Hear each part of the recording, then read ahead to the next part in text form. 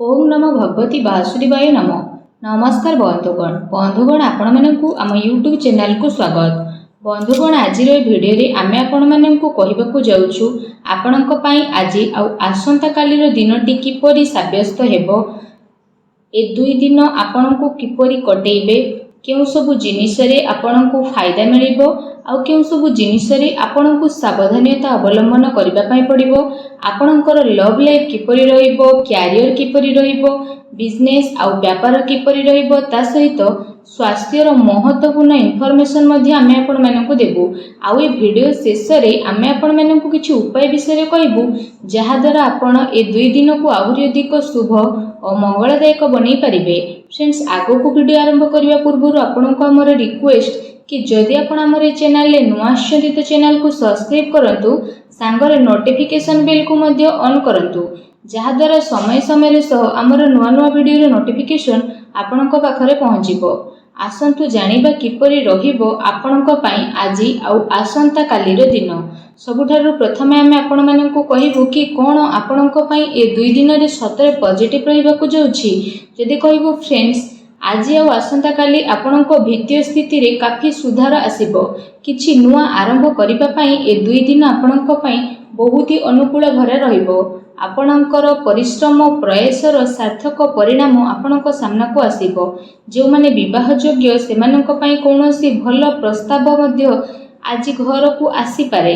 यह सहित जदि आमे कहिबा फ्रेंड्स, समाज एवं संपर्कियों भितर आपणकर प्रभावशाली व्यक्तित्व आउ सरल स्वभाव कारणरू मान प्रतिष्ठा आपणकर बनी रहिबो।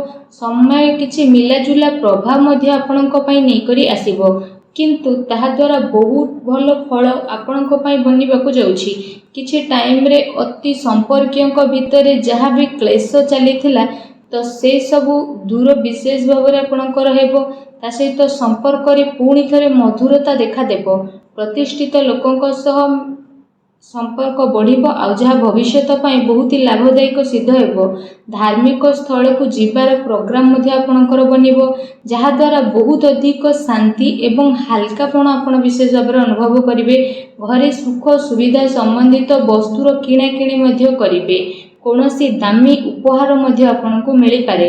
विद्यार्थी मानक विषय जदि कहिबा, विद्यार्थी माने तांको चाकरी संबंधित कोनोसी क्षेत्र रे इंटरव्यू रो जोग मध्ये बनुछि। सेथि पई पूरा परिश्रमर सहित निजर कार्य रे प्रयास करंतु।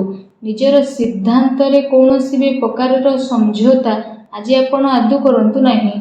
प्रभावशाली एवं प्रतिभावान लोकों सह अधिक टाइम आपण स्पेंड करिवे। एहा द्वारा आपणकर आत्मबल एवं आत्मविश्वास रे वृद्धि हेबो तथा नकारात्मक विचार मध्ये आपणकर दूर हेबो। भाग्य ठारू अधिक आपण आपणक कर्म उपरे विश्वास रखंतु। दिन आपणक पई आज बहुत ही भल रहिबो। आसंतु जानिबा आपणक पई कोन नेगेटिव रहिबो। जदि कहबा कोनोसी पारिवारिक कथावार्ता को नै भाई भौणी भितर लड़ाई झगड़ा होई पारे। घरर वृद्ध लोकों द्वारा सम्मान को खराब हेबाटू आपण बंचई रखंतु। ता सहित धर्म ना रे केही आपणकर नुकसान मध्ये करि पारे, सेथि पई आपण सावधान रहंतु। घरर कोनोसी वृद्ध लोकों स्वास्थ्य को लेके आपणकर चिंता रहिबो। डॉक्टर को पाखक मध्ये आपण जाई पारती। एहा सहित जदि कहिबा आपणको आपणकर स्वभाव रे ईगो को खत्म करबा पई पड़िबो, जहा द्वारा जहा भी सब प्रॉब्लम थिला सब प्रॉब्लम रे सॉल्व हेबो। कोनोसी भी योजना उपरे काम करिबा पूर्वरु आपण विचार थरे करि नियंतु। कोनोसी दुखद समाचार मिलिबा कारणरू किछि टाइम रे आपणको मन रे उदासी आ नकारात्मक विचार मध्ये आसी पारे, किंतु आपण शीघ्र ही से सबरु बाहर को बाहरिबे। विद्यार्थी वर्ग पाठ पढ़ा अपेक्षा फालतू कथाबार्ता रे ध्यान केंद्रित करिवे। निजर महत्वपूर्ण कागज पत्र को बहुत ही अधिक संभाली के रखंतु, काहेकि ना जदि हजि जीवो तो मिलिबा बहुत ही कष्ट साध्य हेबो। घरे छोट कथा रे अकारण रे चिंता उत्पन्न हेबो, सेथि पई अधिक क्रोध करिबा ठारू दूरी रुहंतु।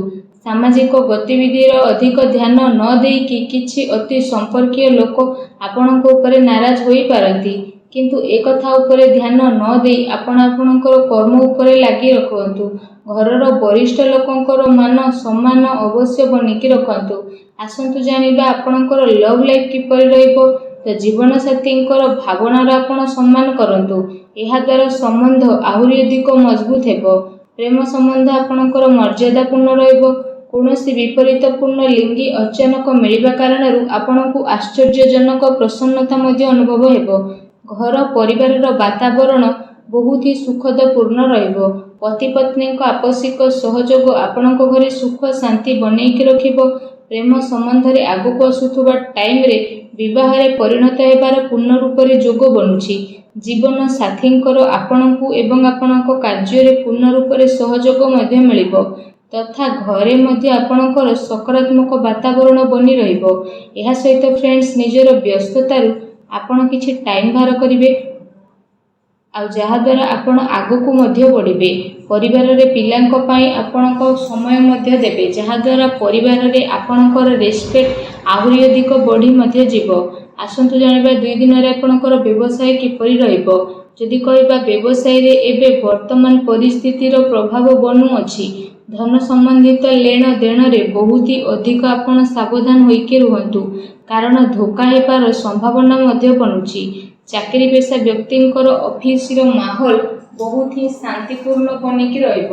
କାର୍ଯ୍ୟକ୍ଷେତ୍ରରେ ଯଦି କୌଣସି ପ୍ରକାରର ନିବେଶ କରିବା ପାଇଁ ଚାହୁଁଛନ୍ତି ତ ବିଶେଷ ଭାବରେ ସେସବୁ କାର୍ଯ୍ୟକୁ ବହୁତ ଗମ୍ଭୀରତାର ସହ ଆପଣ କରିବେ। ଏହାଦ୍ୱାରା ଆପଣଙ୍କୁ ବହୁତ ହି ଭଲ ରେଜଲ୍ଟ ପ୍ରାପ୍ତ ହେବ। ଦିନ ଆପଣଙ୍କ ପାଇଁ ବହୁତ ହି ଭଲ ରହିବ। ଚାକିରିରେ ନୂଆ ସମ୍ଭାବନା ମିଳିବାର ଆଶା ରହିଛି। ଏହା ସହିତ କାର୍ଯ୍ୟକ୍ଷେତ୍ରରେ ଅନ୍ୟର ହସ୍ତକ୍ଷେପ ଦ୍ୱାରା କର୍ମଚାରୀଙ୍କ ଭିତରେ ମତାନ୍ତର ହୋଇପାରେ, ସେଥିପାଇଁ ନିଜର ନିର୍ଣ୍ଣୟକୁ ପ୍ରାଥମିକତା ଦିଅନ୍ତୁ ତଥା ବ୍ୟବସାୟିକ ଗତିବିଧିରେ ନିଜର କଡ଼ା ନଜର ରଖନ୍ତୁ। ଏହା ସହିତ ଚାକିରି ପେଶା ବ୍ୟକ୍ତିମାନେ ଅଫିସରେ ପଲିଟିକ୍ସର ଶିକାର ହୋଇପାରନ୍ତି, ତେଣୁ ଟିକେ ସାବଧାନ ରୁହନ୍ତୁ। ଏହା ସହିତ ଏ ଦିନରେ ଆପଣ କୌଣସି କାରଣରେ କାର୍ଯ୍ୟକ୍ଷେତ୍ରରେ ଅଧିକ ଟାଇମ ଦେଇପାରିବେ ନାହିଁ, କିନ୍ତୁ ସହଯୋଗୀ ଆଉ କର୍ମଚାରୀଙ୍କର ଉଚିତ ସପୋର୍ଟ ଆପଣଙ୍କୁ ମିଳିବ। ଚାକିରି ପେଶା ବ୍ୟକ୍ତିବିଶେଷଙ୍କୁ ନିଜର ଉଚ୍ଚ ଅଧିକାରୀଙ୍କର ପୂର୍ଣ୍ଣ ରୂପରେ ସହଯୋଗ ପ୍ରାପ୍ତ ହେବ ଏବଂ ବ୍ୟବସାୟିକ କ୍ଷେତ୍ରରେ ଆପଣଙ୍କର କାର୍ଯ୍ୟକ୍ଷମତାରେ ବହୁତ ଅଧିକ ସଫଳତା ମିଳି ମଧ୍ୟ ଯିବ। ସେଥିପାଇଁ ପ୍ରତ୍ୟେକ କାର୍ଯ୍ୟକୁ ଆପଣ ବିଶେଷ ଭାବରେ ବହୁତ ଗମ୍ଭୀରତାର ସହ କରନ୍ତୁ। ଚାକିରି ପେଶା ବ୍ୟକ୍ତିଙ୍କୁ ତାଙ୍କର କାର୍ଯ୍ୟକ୍ଷମତା ପାଇଁ ପ୍ରୋତ୍ସାହନ ପ୍ରାପ୍ତ ହେବ, ଯାହାଦ୍ୱାରା ସେମାନଙ୍କ ମନ ବହୁତ ହି ପ୍ରସନ୍ନ ମଧ୍ୟ ରହିବ। ଆସନ୍ତୁ ଜାଣିବା ଆପଣଙ୍କର ସ୍ୱାସ୍ଥ୍ୟ କିପରି ରହିବ। ଯଦି କହିବେ 2 ଦିନରେ ଆପଣଙ୍କ ସ୍ୱାସ୍ଥ୍ୟ ବହୁତ ହି ଉତ୍ତମ ରହିବ ତଥା ଆପଣ ଊର୍ଜାରେ ଭରପୁର ରହିବେ। ଆପଣ ନିଜେ ନିଜକୁ କାଫି ସୁଖୀ ଆଉ ଚିନ୍ତାମୁକ୍ତ ମଧ୍ୟ ଅନୁଭବ କରିବେ। ତା ସହିତ ଏ ଦିନର ସମୟ ସ୍ୱାସ୍ଥ୍ୟ ଦୃଷ୍ଟିରୁ ବହୁତ ହି ଭଲ ସମୟ ରହିବାକୁ ଯାଉଛି। ଏହା ସହିତ ଯଦି କହିବା ନିଜର ସ୍ୱାସ୍ଥ୍ୟକୁ ଆହୁରି ଅଧିକ ଭଲ ରଖିବା ପାଇଁ ଆପଣ ପ୍ରତ୍ୟେକ ଦିନ ଯୋଗ କରନ୍ତୁ, ବ୍ୟାୟାମ କରନ୍ତୁ ଏବଂ ସୁସ୍ଥ ରୁହନ୍ତୁ। ଆସନ୍ତୁ ଜାଣିବା ଏ 2 ଦିନରେ ଆପଣଙ୍କ ପାଇଁ କ'ଣ ବିଶେଷ ଉପାୟ ରହିଛି। ଆମେ ଆପଣମାନଙ୍କୁ ଯେଉଁ ଉପାୟ ବିଷୟରେ କହିବାକୁ ଯାଉଛୁ, ଏ ଉପାୟ ଆପଣ ସନ୍ଧ୍ୟା ସମୟରେ କରିପାରିବେ। ବିଶେଷ ଭାବରେ ଯଦି ଆମେ ଆପଣମାନଙ୍କୁ କହିବୁ କି ଆପଣମାନେ ବିଶେଷ ଭାବରେ ସନ୍ଧ୍ୟା ସମୟରେ ଘରର ଈଶାନ କୋଣ ଅର୍ଥାତ୍ ଘରର ଉତ୍ତର ପୂର୍ବ କୋଣରେ ଏବଂ ଘରର ପୂଜା ସ୍ଥଳରେ ଆପଣମାନେ ଗୋଟେ ଘିଅର ଦୀପଟିଏ ପ୍ରଜ୍ୱଳନ କରନ୍ତୁ। ଏହାଦ୍ୱାରା ମାନସିକ ଭାବରେ ଆପଣଙ୍କୁ ଶାନ୍ତି ମିଳିବ ଆଉ ନକାରାତ୍ମକ ଶକ୍ତିର ମଧ୍ୟ ବିନାଶ ହେବ। ଭିଡ଼ିଓ କେମିତି ଲାଗିଲା କମେଣ୍ଟ କରିକି ଜଣାନ୍ତୁ। ଚ୍ୟାନେଲରେ ନୂଆ ଆସିଥିଲେ ଚ୍ୟାନେଲକୁ ସବସ୍କ୍ରାଇବ୍ କରନ୍ତୁ। ଧନ୍ୟବାଦ।